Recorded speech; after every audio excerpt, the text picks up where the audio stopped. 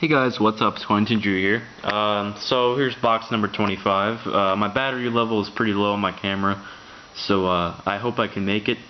If not, I'll just make it into two parts or whatever, and that shouldn't be a problem. But first, before I start off this box, I'd like to show you guys something I got in the mail today.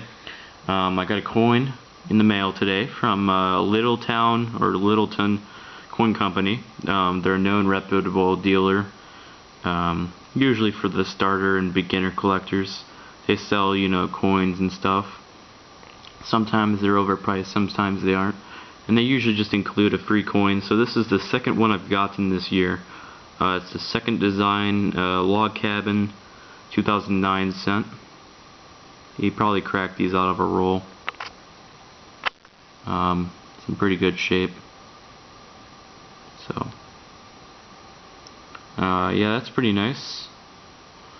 Now starting off with the box here, like I said, I don't think I actually said this, but this box, I wasn't really expecting much in this box. The first half of the box that I did of nickels, I think, did not really have much.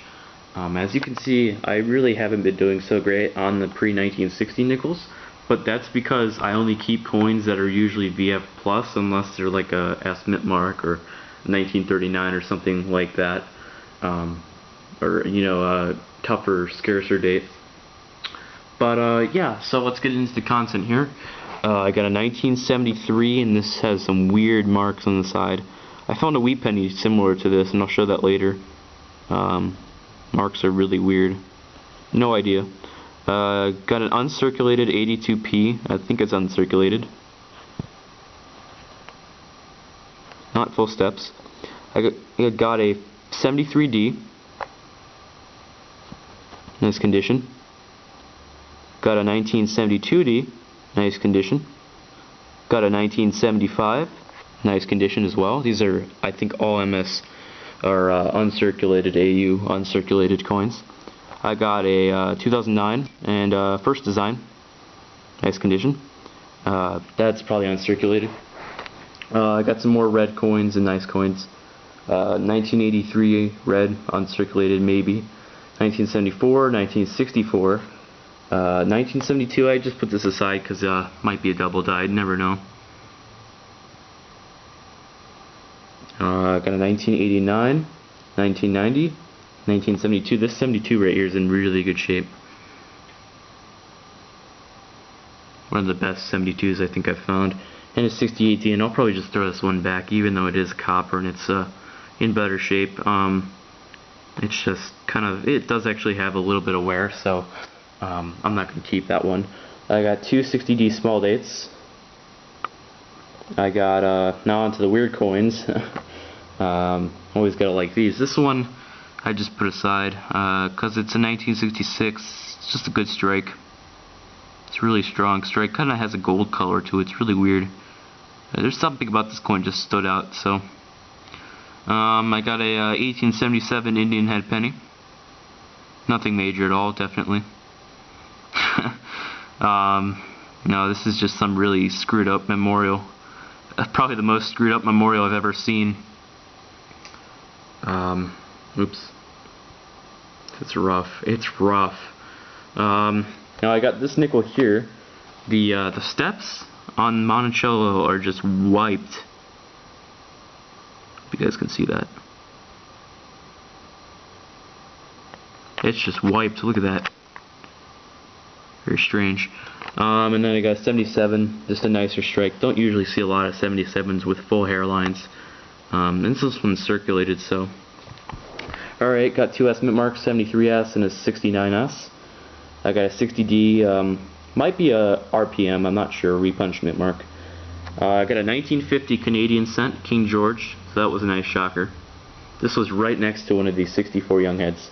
First year, the young head portrait, 1953. Good condition, a little bit of a rim ding up there. 64, young head portrait, now I got two of those. Now, moving on to the nickels, I did okay. I got a 1939, haven't checked it for double die. That would be double Monticello. The words would be doubled down there. 1941S, the small S this time. Pretty sure that's the small S. Got a nice 1947, probably about VF condition, fine VF. I got another 47, except this one's an S. Weaker S mint mark, but still an S mint mark. Has some streaks. I like those streaks. Wonder what caused that. 1957 XF to AU, good condition. Probably more of an XF, VF, XF grade. Nice full hairlines, and got a 59, probably XF condition, VF, XF. Full hairlines too, so that's nice. Got a bunch of wheat pennies. I did not organize these in dates order. I do admit that is probably the first time I've actually done that, not organized it. So I got 3, 6, 9, 12, 13, 14, 15 wheat pennies, so that's a good bit. I got a 49, 53D, 53D. This mint mark's really close to the date. The whole coin's red. It's really cool. Big, huge rim. Look at that rim. Huge rim. I got a 58D, 53D, 57D, 57D, 56, 44D, and I will explain what happened to this coin later on, right after I'm done showing these wheats. You guys can see how this coin's foggy and kind of looks like it was struck through grease and has a massive rim. And I'll mention that in a bit. Those are the coins over there I'll mention. They all share the same characteristic as that one. 57, 56D, 52D, 56, 50D, and a 58D. So, oldest coin I got was the 44D, so that was kind of unusual. I usually get like 1940 or something.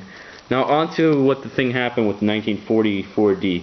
So in this box there were a lot of coins like this, and I'm sure none of you guys have ever heard of these, but there might be a few of you guys who might know. And I'm almost certain that's what these are. So most of the coins in this box, every roll basically had a couple of them in it. Had these coins called dryer coins, and now these are really nicked up coins, and they're really kind of shiny like that. They have a huge rim, and they're very, very soft. I know you usually shouldn't be touching a coin on the surface, but in this case, I mean, the coin's really not really worth anything. But it's 1974, and so a dryer coin. Now a dryer coin is where it got, thrown in the dryer, with a couple other coins. But what's weird was that most of the coins in this box, like 50 or so, well, not most of them, but a good portion of them were these dryer coins.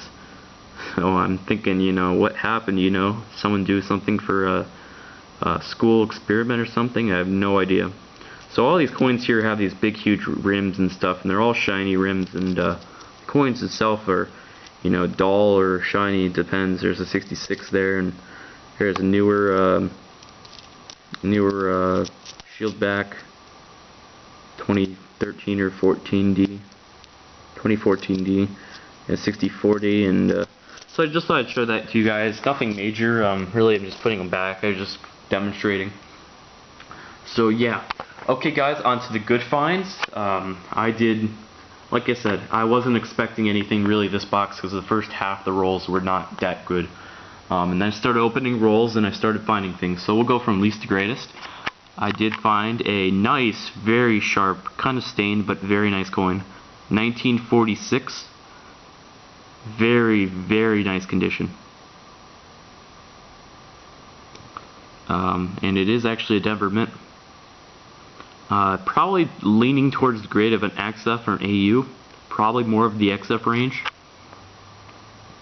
But just a beautiful coin overall, and it's the nicest 46D I actually own, so that was a shocker. Now basically all the finds here from this whole row here are good finds. And we'll just probably start from, what could be considered least to greatest. And I usually show my silver first, and I did score silver this box. However, I did score a little bit more silver than usual. And I'll show this all at one time here. I got actually 3 silver nickels. I got a 1943, good condition. Wasn't expecting this one. I didn't see it on the side of the roll. Very nice condition. Still has a little bit of that gold color to it that you see in a lot of war nickels sometimes. I got a 1945 black color, but still war nickel, and 1943p, again common year, but you know, a war nickel. So I got 3 war nickels. Awesome. That's a good little bit of silver. So, what else? Here's another good coin I found. This is one I haven't found in a couple boxes. It's been a little while, probably a month or two. 2000, and it is actually a wide AM. I'll try to hold the camera steady, but that is a wide AM, and it's in really, really good shape. I'm not going to call it MS65, but it's up there. It's up in the MS63, MS64 range, around there. It's in really good shape. These are cataloged at $45 in MS65 condition, according to Coins Magazine. Now, since there's so many of them known now, there have been more and more found each year. I don't think that price is still at the same, but who knows. Now, these 3 kind of tie, and I guess I'll just go from, you know what, yeah, we'll start with these 2 here. So, I'm opening up a roll, and I see this rim, or I didn't see the rim, I actually saw the coin come out face up, and it's a 1978 proof nickel. I just kind of saw it looked a little frosty to me when I opened up the roll, and was like, oh, I got a proof. This one's probably a proof 50 or a proof, you know, it's not proof 60 or anything, I don't believe. It still has a good reflection to it, don't get me wrong. Camera's actually picking it up as a really nice coin, and I'm not saying it isn't, but it's seen a little bit better days. I mean, there are some wear marks, as you can see on his hair and stuff in that area. There are some wear marks, but nevertheless, 1978 proof. And this one was kind of sad to see. I got actually a second proof, and this one's seen better days. I could barely tell it was a proof when it came out of the roll. I could just see the little bit of the mirror reflection still left on it. But 2005 S, the commemorative year, basically.